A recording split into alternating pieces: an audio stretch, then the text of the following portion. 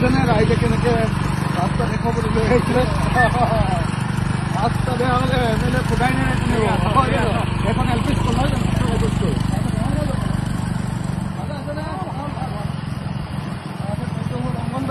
এই অংগনবাড়ী তালে গুচি গ'ল। এই মডেল অংগনবাড়ীটো যে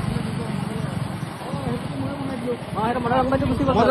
মডেল অংগনবাড়ী এইখিনিলৈকে বনাই দিলে হৈ যাব। ট্ৰেন্সফৰ্মাৰটোলৈকে বনাই দিম। এতিয়া সদ্যহতে এইখিনিলৈকে বনাই দিলে মানুহ ঘৰলৈ হৈ যাব। এই ৰাস্তাটো এনেকৈ গৈ বহুত সমস্যা আছে, বিশেষকৈ ল'ৰা ছোৱালীখিনি। এই ৰাস্তা এনেকৈ দি গৈ পেলাই এই চিপিএখৰ যদি পাৰঘাটটো যে আছে যে চিপিএখৰ পাৰঘাটটো দিছে, সেইখিনি আকৌ এম ভি স্কুল এখন আছে। এম ভি স্কুল এখন এইটো ৰাস্তা দলঙে বনায়। এইটো 16 মিটাৰ দলঙে বনাই আছে।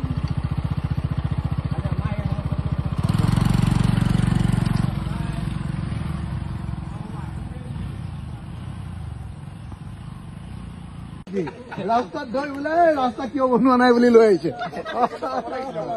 এতিয়া শুনকচোন অম্লান, ৰাস্তাটোৰ নামটো কি?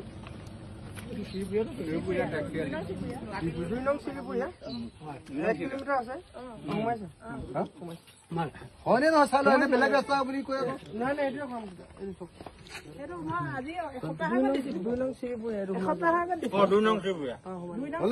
এইটো ৰাস্তা হয়নে নহয়? এই ৰাস্তা দিল্লুৱে এনে হাল্লা কৰি আছে।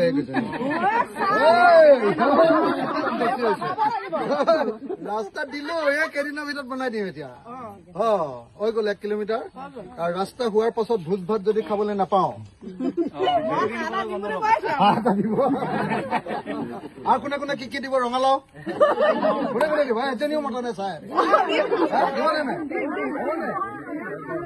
চবৰ ঘৰে ঘৰে চাউল তুলিব লাগিব।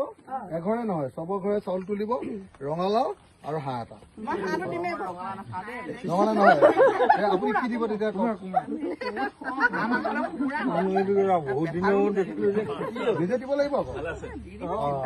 ঠিক আছে, হৈ গ'ল। কাহিনী কোমোৰা